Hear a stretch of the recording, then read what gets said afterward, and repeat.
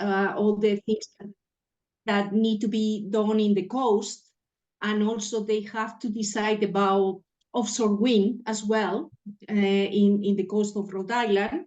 And there are many decisions that they think they are arbitrary and politically motivated.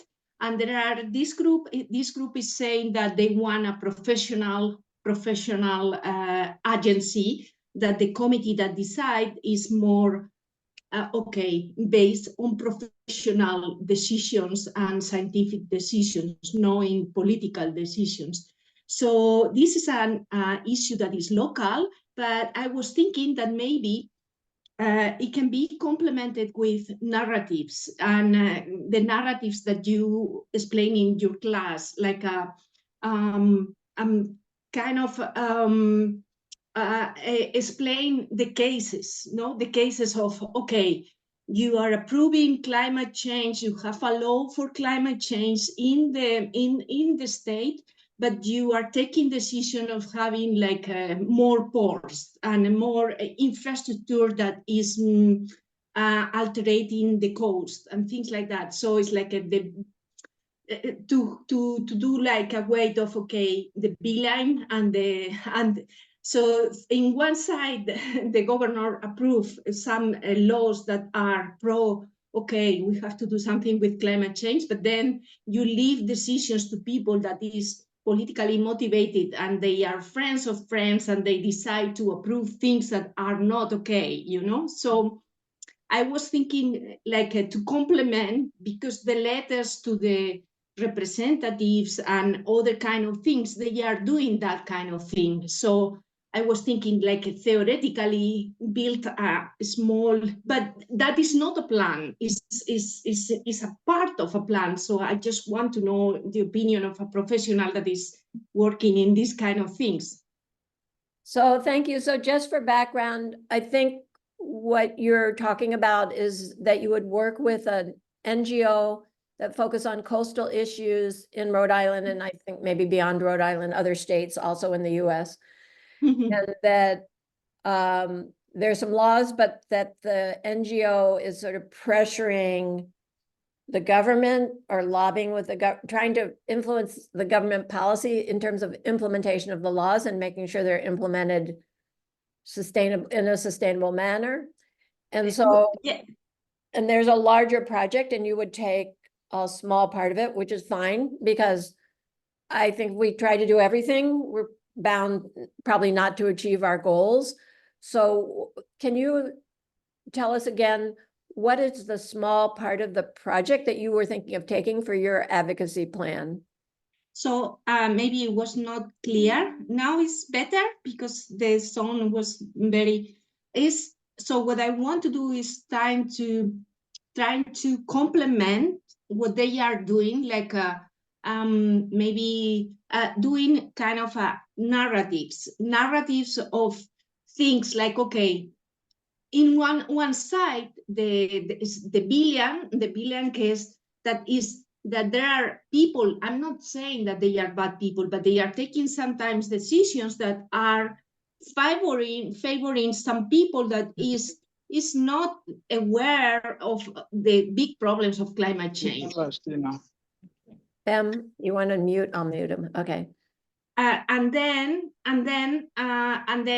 there is this organization and other people recognize that the people in the coastal agency that is taking the decisions are not scientists. They are some people that is put by the governor there in a committee. So then they are not professionals of coastal management to take that kind of decisions. So what I want to say, okay, inside of that advocacy campaign that they are doing, that they are writing letters to the congressman in the state and in the Senate, is to say, okay, maybe my plan, which is a small part of the plan that they are executing, it will be to the public in general, talking about these kind of things. Okay, this is what our state is doing. We have to change this because the governor is saying that it's a lot of money to hire professional people, but they are in lack of staff. So the professional people that is working in issues in offshore wind or problems in the coast because of the storms or things, they are few. So the governor is saying that it will be a lot of millions that they have to put for that agency to be completely professional. So he's not into the thing, so that, so your part would be more of a public awareness campaign. yeah, kind of a public awareness using that tool of narratives, Oh, so yeah, that sounds great. That sounds really interesting. So that you're applying some of the theory in the class, the narrative policy theory, and then working with a existing nonprofit or NGO that already has things going. So I think that sounds like a great project. My only question would be, have you spoken with this not NGO, the Save the Bay, I think it is? Save the Bay, meaning like a bay is a body of water, for those who don't know, like you have the coastline, and a bay is where the coast comes in like this, and it's kind of like a semicircle of water there that's a little bit more protected. So there's an important bay between Rhode Island and Massachusetts, I'm assuming is what they're talking about. And yeah. So do you know if they're doing an existing, like, how could you contribute? Like, I'm just thinking off the bat, without even knowing anything about the situation, that you could, for example, do a public awareness campaign for Spanish speaking audiences in that area, and maybe they don't have the capacity to do that. Yeah, that will be also something, but I mean, there are many people that is not aware about what is happening. So it's, the usual suspects that they are always aware about these things, but the public in general is not aware about that problem with that agency. So I was thinking to contribute with like a kind of a public awareness narrative or something like that, but it's not a complete advocacy plan or something like that. No, you can't do everything. Yeah. So yeah, I would say proceed with that. Make sure you're talking to Save the Bay, because a lot of it's going to be dependent on what they want to do, right? And how they see you fitting in, and keep in touch with how it's going, so that we can, learn what you're doing and maybe give you some feedback. Okay, thank you. Thank you. Thank you so much. Oh, Kurt has a comment. I love it. I'm a native Rhode Islander. Went to the University of Rhode Island. Save the Bay, that's the NGO, has been the most high-profile environmental NGO in Rhode Island for at least 40 years. It's a household name. So you're getting some good feedback from Kurt, who's on the call here. And I think Kurt's now in Delaware, but I'm not sure. So I don't see any hands raised. Does anybody else want to share something or have a question?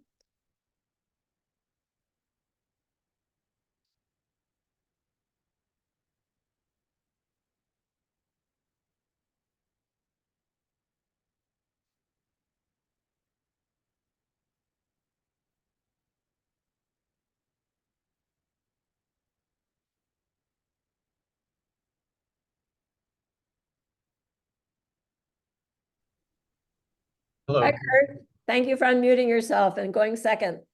Yeah, thanks. So I have a question. I am still contemplating. I'll just come back. Hey, Ben. Ben, he's unmuted now. Go ahead. Okay.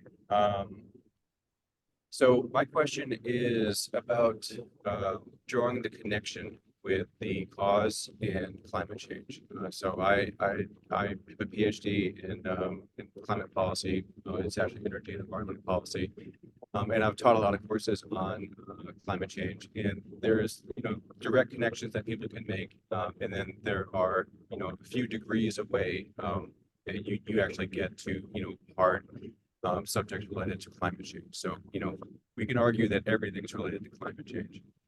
So some of my research interests in the past have been food waste, and also I'm an avid birder.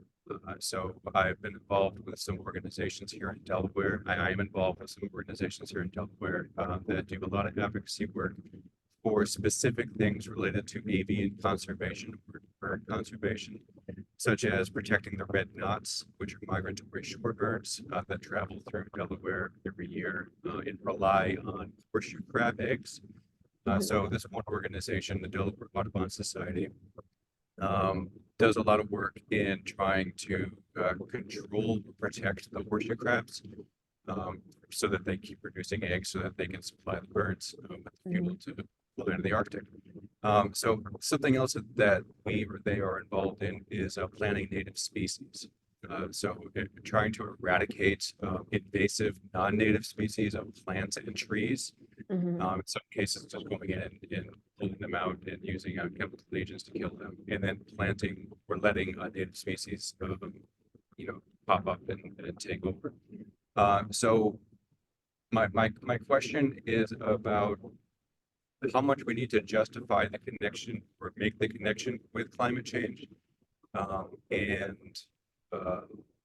Yeah, so maybe I'm concerned about how a certain initiative might be viewed as being actually related to climate change. Yeah, so just to review, your audio isn't great, Kurt. There's some sort of, I don't know, like it's not clear for some reason. I don't know if it's a microphone issue or what, but but my understanding is that you work on bird issues, and you're particularly interested in a certain migratory bird, and it preys on horseshoe crab eggs.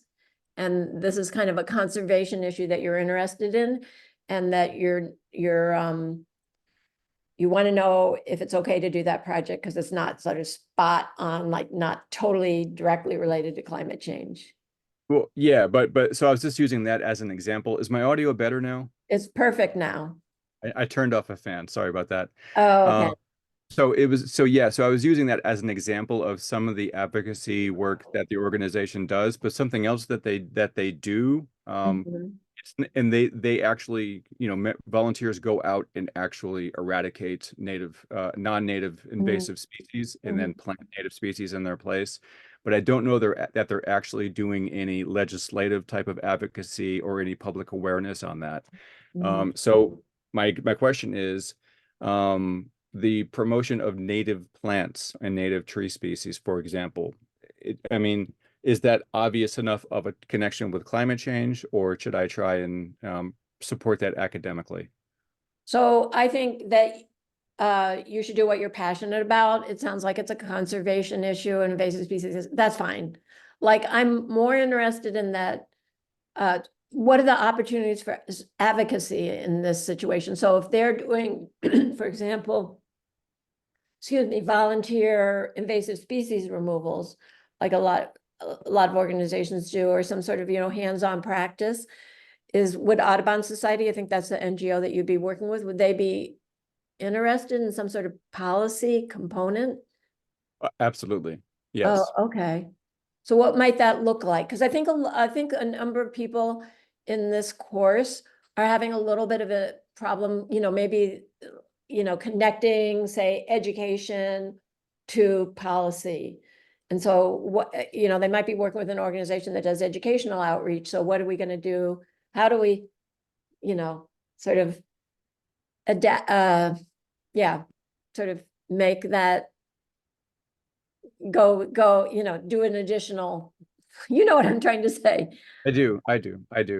Yeah. So this organization in particular, it's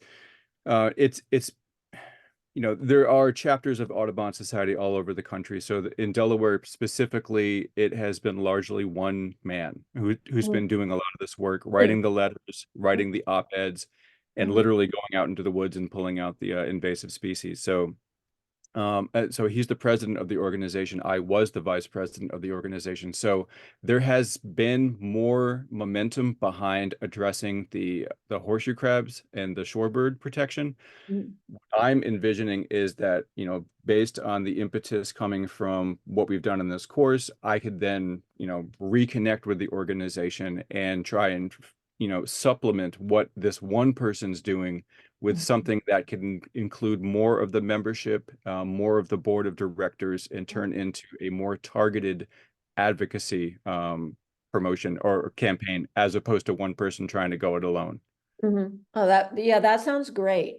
And just for those who might not know, in the US, the NGOs, some that depending on their status, how they're registered, they're allowed to do certain kinds of advocacy or not. So is it with Audubon? Sometimes organizations will have two separate, like there'll be Audubon that has the status of 501 force. You know what it is. You know, they'll have one name and they'll have a separate one that's allowed to do advocacy. So you can't, so do they have several, you know, parallel organizations, some that are able to do advocacy and some that aren't, or No, what's their situation? it's a good question. So it's a 501c3. It is an independent chapter that has connections with Audubon National. And it's also partnering with Audubon New Jersey and Audubon Pennsylvania. So in terms of what we or they are allowed to do, no one's ever called us out on it because it's very well known in the state as being a large advocacy group. In fact, they have sued the state and won, and sued. Interesting. They also sued Shell Oil and won a lawsuit there. So a lot of legal history there. Great. Well, thank you. Yeah, I would say go for it. Go for what, you know, is going to be of interest to you and with your collaborator, and don't worry more about that, pushing them to do advocacy or adding advocacy to what they do rather than it be totally climate related. Okay. Thank you. Thank you. Samuel, do you want to unmute? Yes, thank you so much. Good morning, or good afternoon, or good evening. So I just wanted to talk about my own advocacy and very brief and possible intersection or interconnection, how we can be able to link education programs or climate education and advocacy, because that is an area that is a background I come from. Started with climate education, started with advocacy, and then switched or focused more into climate education. So I started my climate advocacy when I was in my undergraduate, in my 200 level in school in Nigeria, and then started with more of not a protest, but more with advocacy campaigns online, telling people about what climate change is all about, how to take action, and also at times you can do 10 days campaign for sustainable environment, 10 days campaign, do not litter 10 days campaign, to promote more of behavioral change and also promote collective action in addressing a particular issue.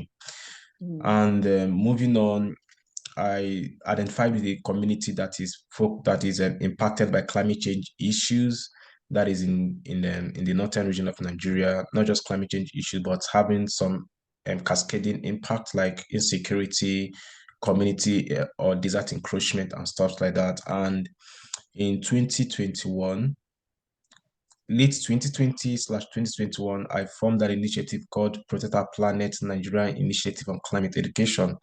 And part of what that initiative is all about is to first address what climate change is all about in local communities that are vulnerable to climate change impact. That is first. And secondly, to interlink or interconnect how climate change impact insecurity, impact with security, impact migration, and that.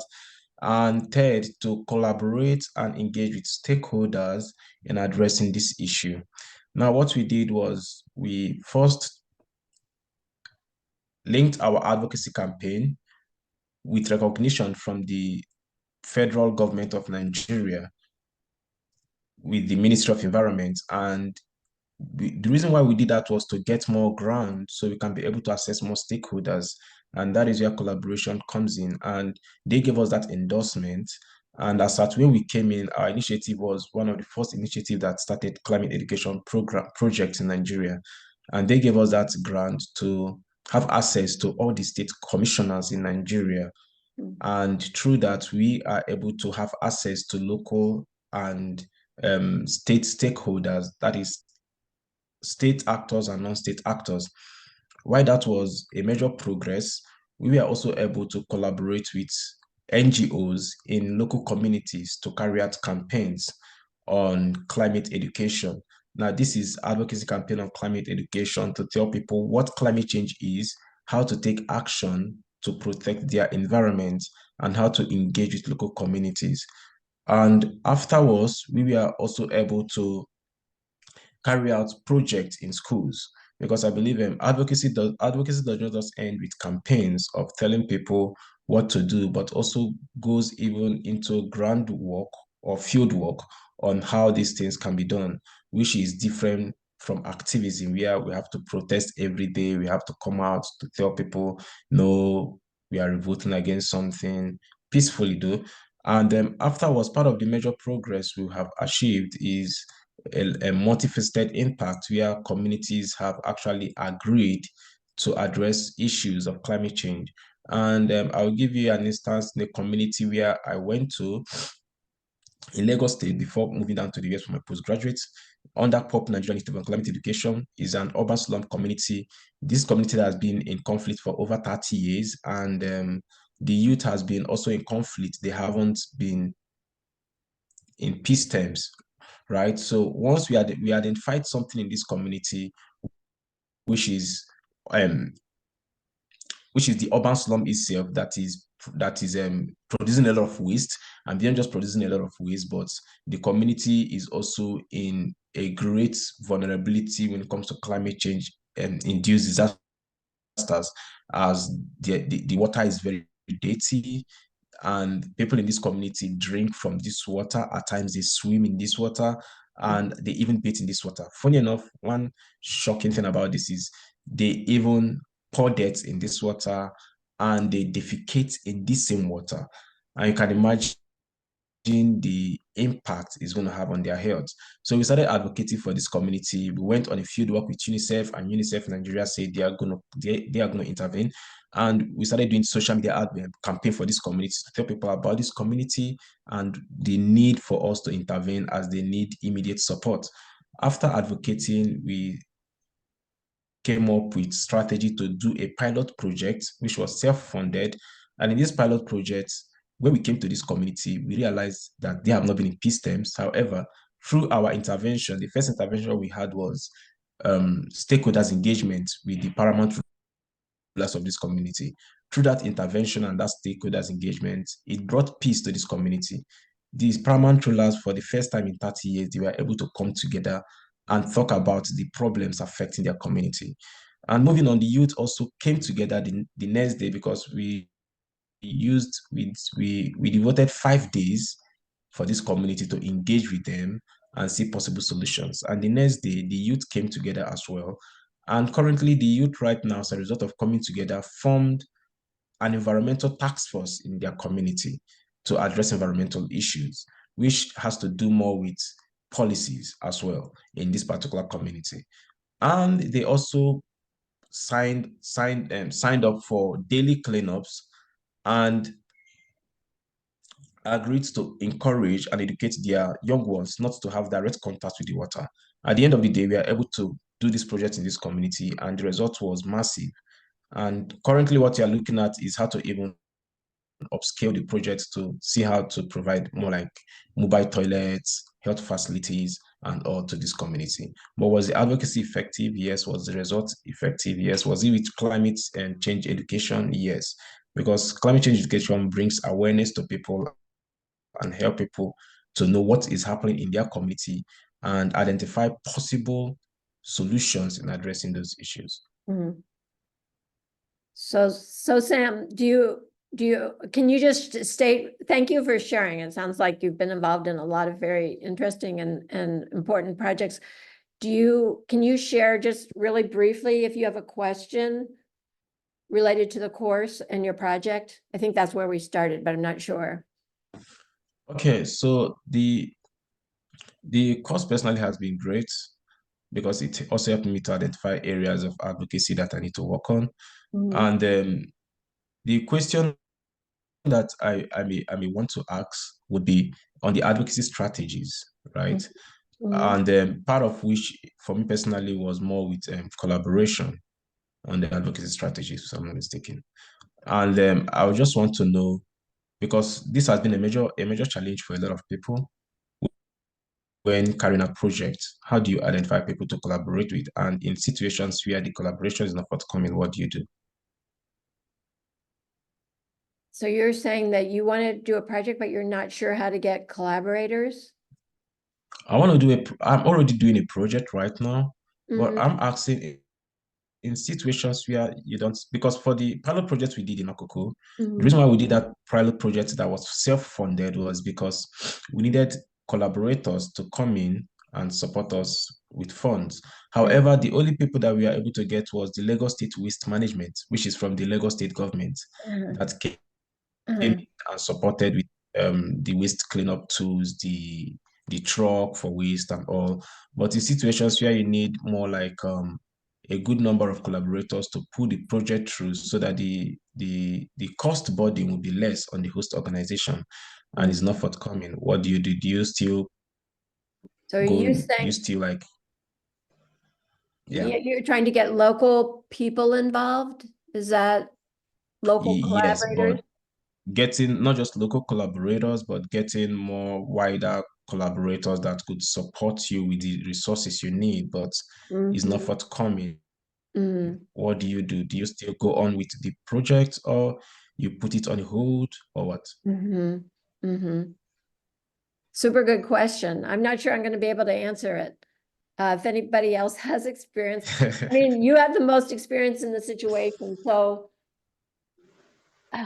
you know, in the Because what we work. did was we only did a pilot project, Uh-huh. which, because of how little the funding we have, like from our own personal purse, so we are able to pull something together just as an immediate intervention for this community. Mhm, Because if we don't intervene immediately, the impact will be severe.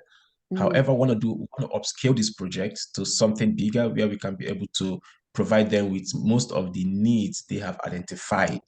But we mhm, cannot be able to do that because the people like UNICEF Nigeria, we are expecting, we didn't see them come through. Um, mhm, Global organizations that we wrote to, we didn't see them come through. And mhm, that has limited a lot of things from our own end. mhm, More like commitment we made to the community. In these situations, what do we do? Do we tell them, okay, we are no longer interested, this happened, or we mhm, keep trying? But we know this project was implemented, the pilot project was implemented 2022, July 2022, and this is 2024, almost July 2024. So this is about 2 years after implementation. The mhm. outcome has been great, but we need to upscale. However, we are not Yeah, you're getting the trying to right upscale. collaborators. Yeah, and you're working with an organization that you founded, like it's your organization? Yes, Yeah. yes, yes. Oh, great. Congratulations. That's very impressive. You founded an organization. Um, can you form a coalition with other organizations that are working in the area? And people, you know, feel free to unmute yourself and contribute to this discussion, because I'm just sort of searching with Samuel about how we could think about this. So maybe some of you have experience that would be relevant also. But yeah, so my question is, you know, the thoughts that come to my mind are, what other organizations might you collaborate with that have worked in these communities? If you said the project was successful in the pilot community, do you have somebody there who can be the spokesperson for you, who maybe would, you know, be a good spokesperson to share that project with other communities because they can talk about their own personal experience? So those are two things that come to mind offhand. Okay, that is fine. Yes, we worked directly with the local um, indigenous of the community, that is the youth of the community, who are direct beneficiaries of the project. I'll Mhm, call it not just direct beneficiaries, I'll say direct target audience of the mhm, project. So mhm, these are the people we work with, and definitely they are the one that called for the intervention. So mhm. what we do is we don't just intervene in a community where we feel we need to do something. We have to be able to identify first what this community wants, what are their needs, Right, what is the community-driven need of this community. So we don't just act right, in those loopholes of not seeing what they want. Yeah. right. So, and yeah, no, that's great that you're looking sort of participatory, you're looking at community needs. Um, Yeah, and then I don't know if if you get somebody important in the community, a community leader or somebody that's trusted behind the project. Yes, we have a lot of that. We have like the two paramount rulers of the community, and we have like two youth leaders. And I also say the community, as a result of the project, established an environmental task force for the community, and they are always open to know when we'll be ready to upscale the project. And but we are still hoping that more progress will surface subsequent time.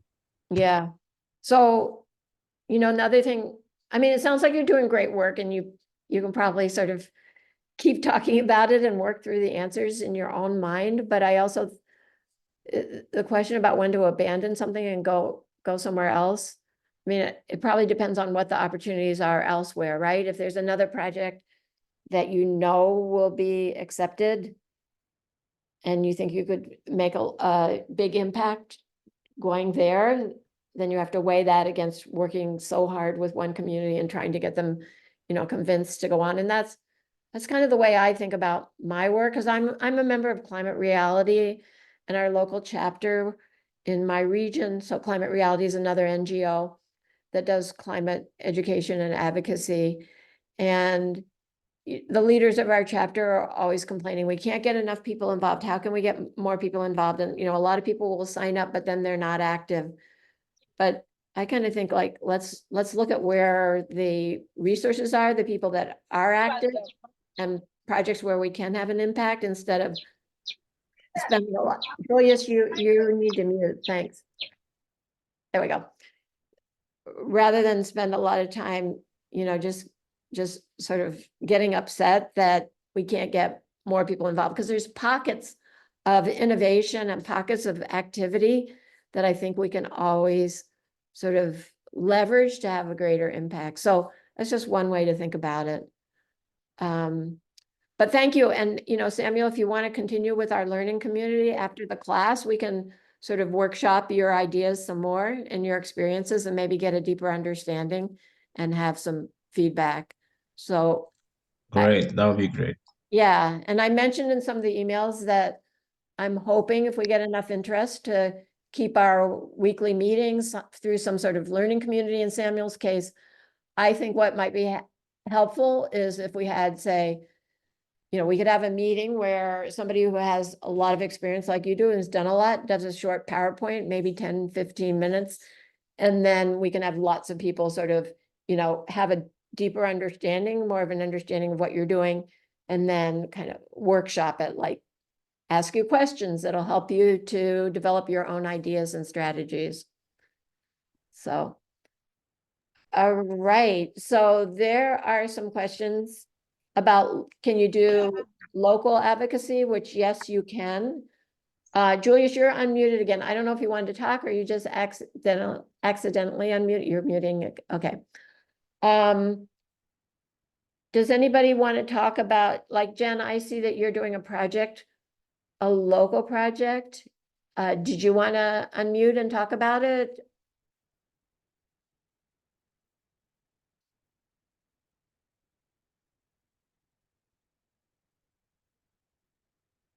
Okay, Julius does have his hand raised, but Jen, after Julius, if you want to share what you're doing, or Chen Yang, you would be welcome to unmute after Julius also and talk about what you're thinking about doing and maybe getting some feedback. Okay. Yeah, thank you. Yeah, thank you, everyone. My name is Julius. I'm from Nigeria. Yeah, I want to appreciate for this opportunity, because before now, advocacy, awareness, and campaign, those are the three things I mix together. But after going through this program, I'll be able to differentiate the difference between creating awareness and also advocate. Like before now, I think what I've been doing is I'm creating awareness, not advocate. So thank you for that. My question, my project, I want to ask a question. My question is based on my project. in the local community where I'm staying, Mhm. I have a different project I'm doing, but like the other speaker said, funding is major problem. Mhm. And to do any of this, and the project is short time. Mhm. So now there's something I'm working on. Like in my community, 3 days ago, people around, I asked them, what do they know about climate change and their effect? It seems like this is new. They don't know what's all about. So I feel I want to go to gather data about people, what do they know about climate? I want to go just beyond online gathering of information, because I'm sure most people who are online, one way or the other, they are opportune to learn this. But what about those people who are not reachable? So is that project tailored towards advocacy too? Like trying to know people, trying to know if people really know about this climate change and its effects. Mhm. So what do you have to say about that? Yeah, great question. So the way I understand the question is that for the final project, you would like to collect information from people about their awareness or knowledge about climate change. And is that advocacy? Is that accurate? Yes. So it's not advocacy per se, but if you were to write your final report and say, I'm collecting this information and what I want to do with it is use it for this advocacy strategy or, advocacy project, then that would be fine for your final project. Because, we might, I think what you're saying is really important. We might not be ready to advocate because we don't know where people are, what their, what their preferences are and that kind of thing. So all I'm asking is that if you do that you describe how you're going to use that information eventually to do some sort of advocacy. Okay. Does that work? Okay. And yeah, okay. And secondly, my last question is I belong to different organizations online, and daily we receive mail to advocate to our world leaders. We send mail through Twitter, linkage, we tag them in order to, this is what is happening, this is the effect of climate on so particular area that they should. Yeah. So how do I also apply that in my project? Is it possible? Because it has to do with organizations, which I join them to do daily. So what So you're now, can I also look into that as my project too? So this is an organization or several organizations that ask you to write letters to like who are you writing the letters to, global organizations or? Yeah, sometimes they send the letter for to just share it on Twitter, share it on social media. So Or calling share their on social attentions, media. yeah, yeah. And what would be your part of this? What would be your project? So like also calling their attentions, like, yeah, advocacy for the climate change involving the world leaders. Okay. And so you would be sending the letters or helping to write the letters?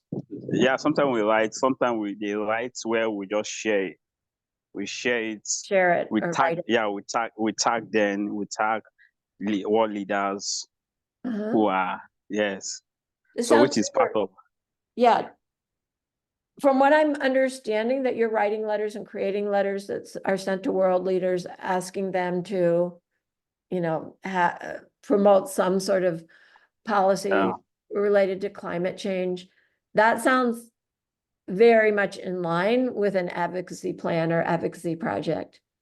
But the So, challenge is that I'm just a member. I'm not part of the just like an how do I say it? Voluntary work. yeah, you're doing. So can I take? Yeah, I'm just doing a voluntary work for them. But can I take it as a project too? So is there, so you're a volunteer, so you're sending the letters. Like I'm in an organization that asks people to send letters. It's called Climate Action Now. We actually send the letters on their phone. And I send the letters, but I also write letters for it's an app for the app. So I guess what I'd say is there something even, that you would, is there another contribution you would like to make? Because I feel like your first project, even though it's not directly related to advocacy, it's actually a project, something that you would do, collect this information. For this Okay. project, from what you're saying, is I would continue with what I'm already doing. And Okay. I think that's fine too, but maybe for the plan, even if you are super busy, you're working, you're going to school, I don't know, and you won't have time to do it. Remember, we're asking you to write a plan. It's something that you could either you will be able to do, or just you're imagining what you'd like to do. So Okay. if you decide to focus on this letter writing, maybe you could think of how you could play a bigger role at some point when you're able to. Okay. Thank you. Okay. Thank you. Oh. Okay, thank you. So we do have Nala with hand up. Jen, I saw that you had like given a thumbs up. I don't know if you wanted to unmute and share your project. Or if we should maybe answer a question, Timothy's question in the chat. I can share briefly if you want. Okay, great. Thank you. And you're in New York Okay, City, is so that right? yes. So basically there was a question in the chat about if advocacy can be local rather than, at the state or federal level, more central government level. And so my project is at the local city level, although New York City is a pretty big city. So the implications are bigger than maybe a smaller city, but still matters anyway, no matter how small your city is.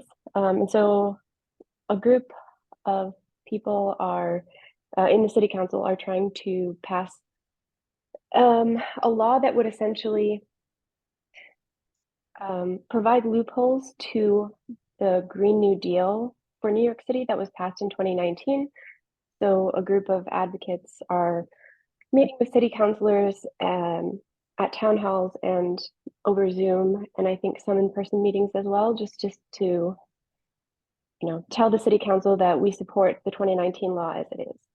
And I think that would count as advocacy. I had another idea though, quickly. Would it also count to advocate at other types of institutions like schools or community centers or businesses to change their policies? And I guess my idea was that this could be sort of part of a larger campaign where you would start with a few businesses as a proof of concept. And then if those businesses were able to implement the policies, then you would maybe go to your city, municipal, or state government and say, hey, these businesses made this change and it, had this impact. I think all the businesses should do this, or all the schools should do this, and kind of make legislation around a proof of concept. Would that count as advocacy to start Yeah, at definitely. local business policy? Yeah, so let's say you're a student at a university or you're working somewhere. Your project can be influencing that particular business or university or other institution. And part of the reason for this is in some countries that are represented here by people in this course, they might not have an opportunity to influence public officials or government officials. So doing something at your workplace or your university is fine. And certainly I've seen that with students before, advocating, for example, in their cafeteria for more plant-rich options at their university cafeteria, or composting the food waste from the cafeteria, those kinds of things definitely would be acceptable. Thanks. Thank you. So I had, Nala, we're going to get to you, but there's a lot of really good questions. If we don't get to all your questions today, just email us and we'll try to answer them or put them in WhatsApp. I am checking the WhatsApp group, so you can put them there. The question from Timothy is, what is the link between climate education and climate advocacy? So education is very important, but if you educate somebody, they may do something or they may not do something. In other words, I might know that flying is bad for the climate, for the environment, but that doesn't mean that if I have an opportunity to go visit my family and I have to fly to get there, that I won't fly.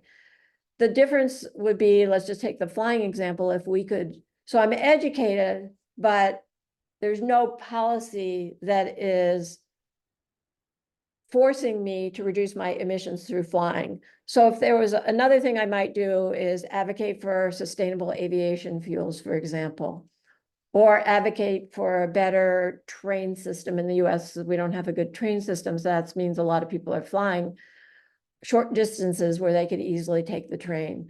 So the difference would be then if I advocated and that policy was changed, then whether I'm even educated about climate or not, I might take the train because it's just easier. So we're changing the system, so to speak, with policy, as opposed to trying to change people's understanding or their views.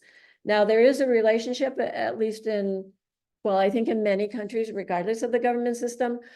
So if we have a populace that's very educated about flying and what the environmental impacts of flying are, then they're going to be probably maybe, not flying as much or taking the train more or whatever, or they might be writing to their legislator and saying, we want a better train system, or we want sustainable aviation fuel.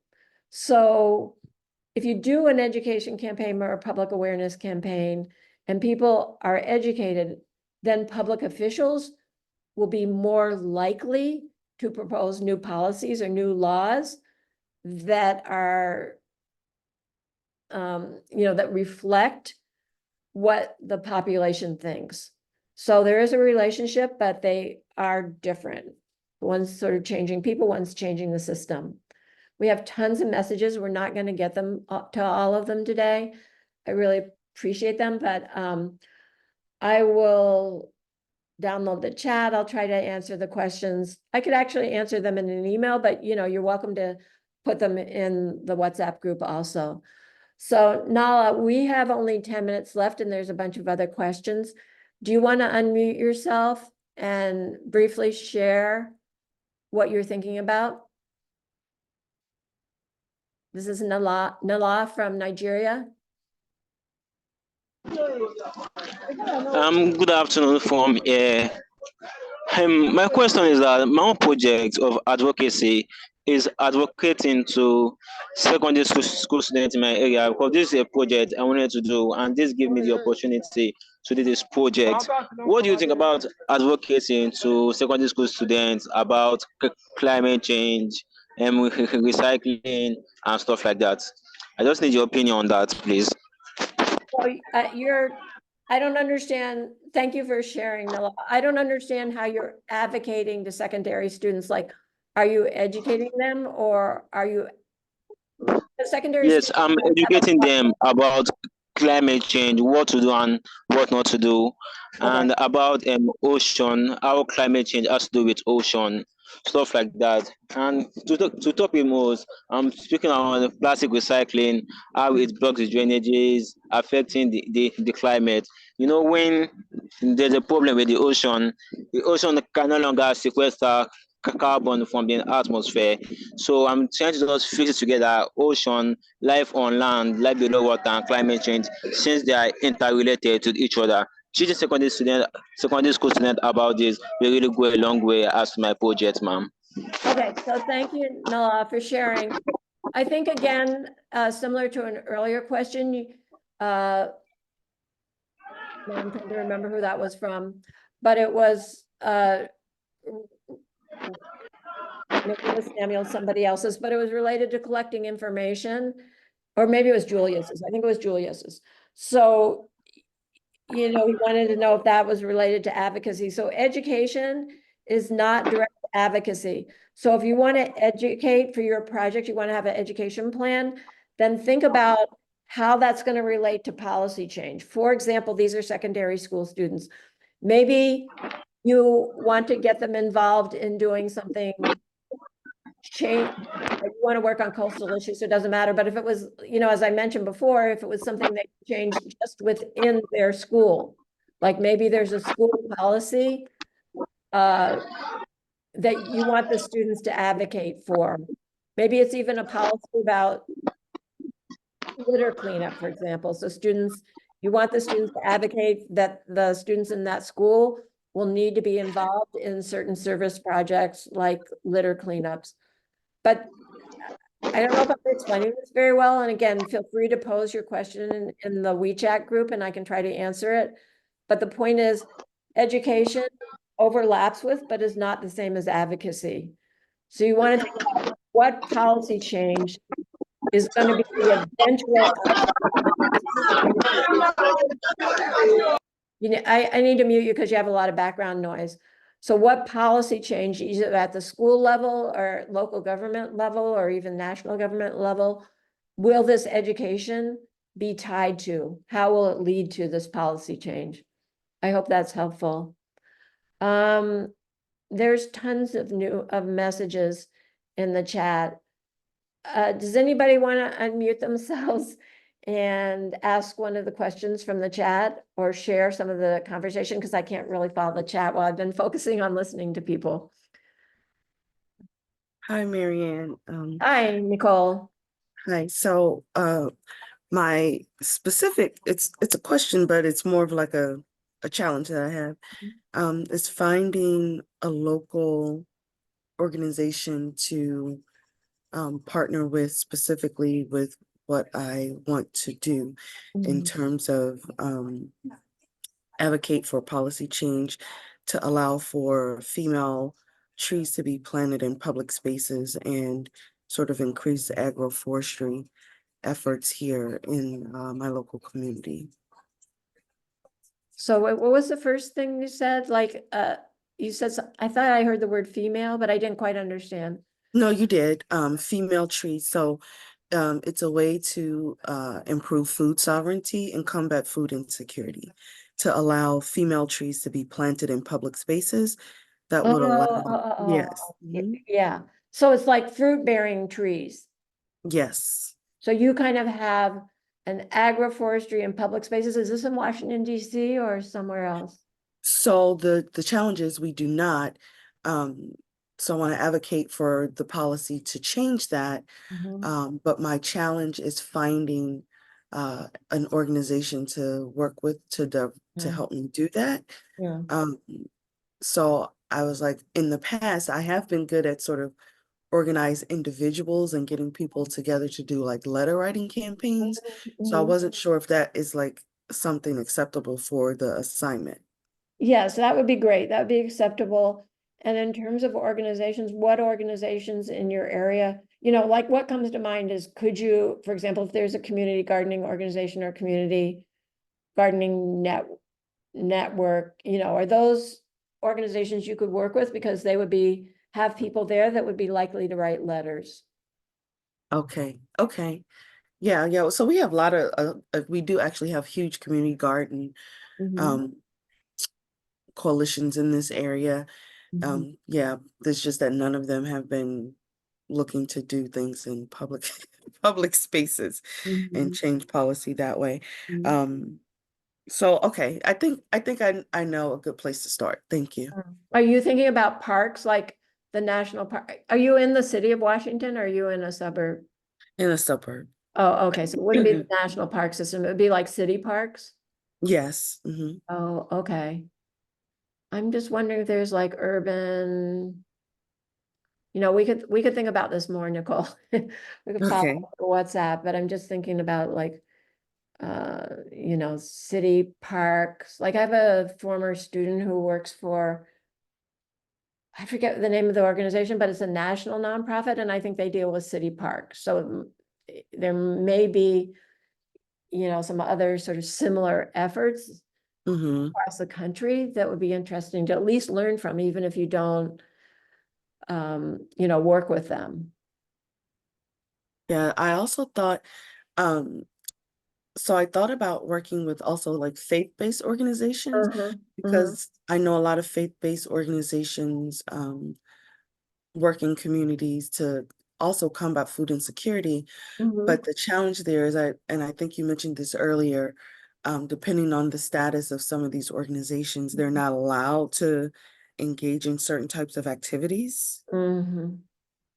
Yeah, I actually have a woman who runs the food recovery network, I think they're called nationally.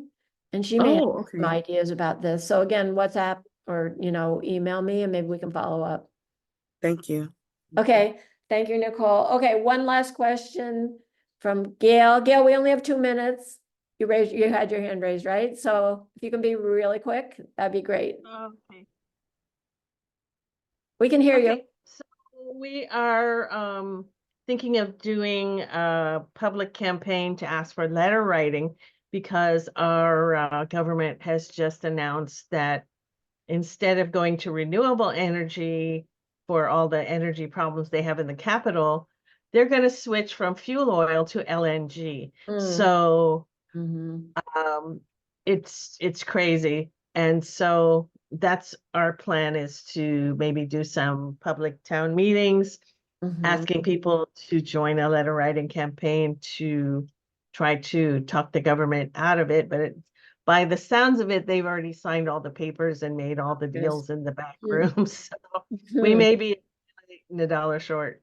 I mean, it sounds like a great campaign and you're always doing great work on so many different levels in the Bahamas. So, but yeah, good luck. Is the LNG coming from the US? They haven't really said yet, so I'm not Okay. really sure.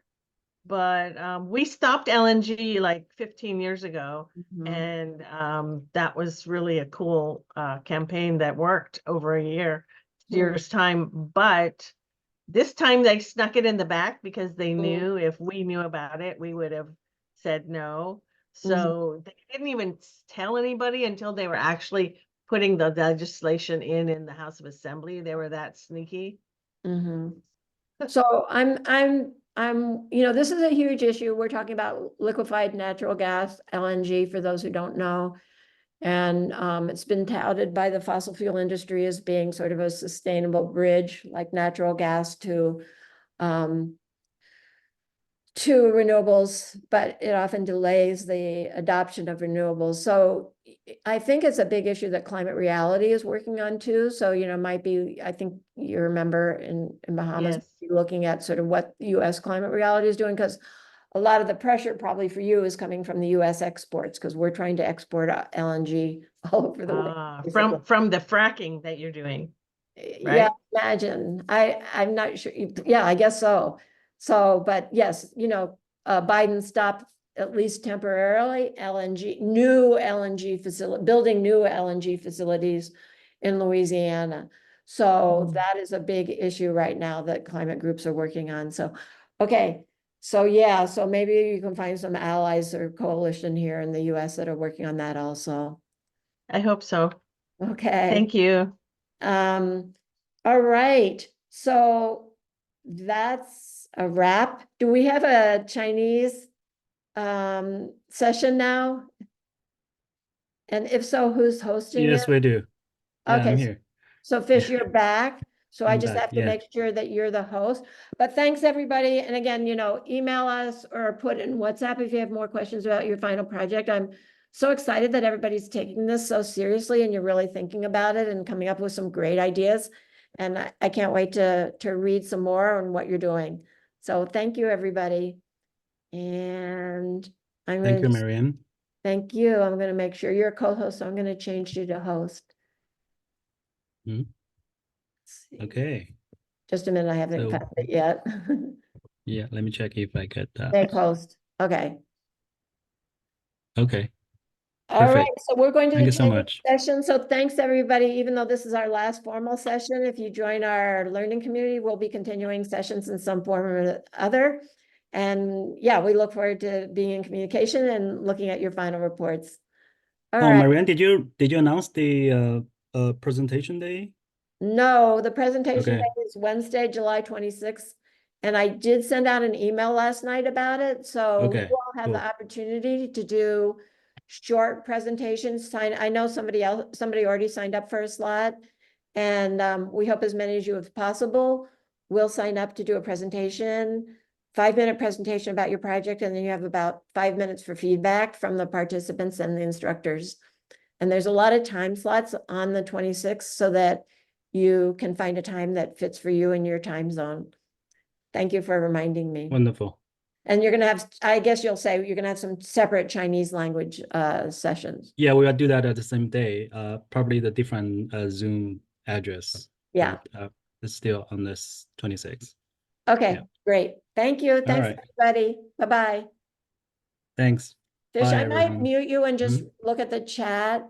So, yeah. Sure, no I problem. might be Don't on, worry but about I'll it. mute you Yeah, we and can just, just shift the language for now. yeah, okay. 好，大家好，因为刚才有人有这个学员问今天能不能录播哈，因为今天是我们最后一场这个在线的答疑，但也是一个在线课了。但是我们刚才就是那个有提到，就是26号的时候我们会有一个开放报名的这个汇报日，就是我们每个人去有一个机会，大概5分钟左右的时间，自己把自己的这个期末项目去汇报演讲出来，然后我们会有大概5分钟时间有一个 Q&A，这样的话大概前后10分钟左右吧，因为可能人多的话，我们希望就是可能尽可能多的给机会到大家，所以这个具体的这个时间什么的，我们会发一个信息在微信里面，看看如果需要的话，也可以发个邮件。对，这个时间定在6月26号，也就是2周之后，是吧？2周之后的这个周3，的早上，可能我们会提早一点，大概8点半开始。这样的话，因为平时我们中文场都是10点钟开始，所以就有一些这个伙伴觉得就比较晚了，是吧？特别是如果还要做汇报的话，你脑子可能都已经不转了。所以我们当时就是到时候我们会有一个安排，把中文场放在另外一个 Zoom 的这个时间上，然后早一点北京时间晚上8点半开始到大概10点钟的样子。好，那这个是关于期末项目的一个事先的通知。好，那对我们，哎呀，刚才应该把这段录在上面，没关系，我们之后再来。好，我们现在开始录制一下今晚的这个答疑时间啊。刚才我在那个路上也听到了很多学员从各个地方问的这个，好像主要有一些聚焦于这个期末项目的部分，是吧？有没有我们的伙伴们刚才有听到的，或者是有一些相似的疑问？或者说你们已经开始看这个期末项目了，有一些这个自己的感想啊，或者是遇到的问题，然后那也欢迎你就目前我们第4周下来所有的课程，部分的或者全部学完，都欢迎你们开麦来回答。好，我们看到李晨阳，那个请开麦。好的，谢谢不客气。我这边的问题是关于期末项目的。期末项目我们需要做一个政策倡导的计划嘛？对我刚才其实在那个英文场也提了一个类似的问题。 OK，我没就是有听到。这个计划，这个计划的级别，就是它的政策倡导的对象的级别，它有级别限制吗？我们必须是就是针对，比如中央层级的政府，还是我们可以非常非常的 local，比如就对在我们的街道办、社区啊，这 Marianne 边怎么回去做吗？答你的？他有回答你吗？没，我英文场问的问题其实不完全跟这个一样。我 OK 当时问的是有没有这方面的案例，去做分享。啊哈然后政策倡导是不是一定要针对中央政府？然后刚，OK，才有很多的学员和他可能也会那个有类似的。分享了很多案例。对对对，其实马然回答了，要不我是就是因为他说，因为那个 Jane 不是刚刚回复你他们的一个 local 案例吗？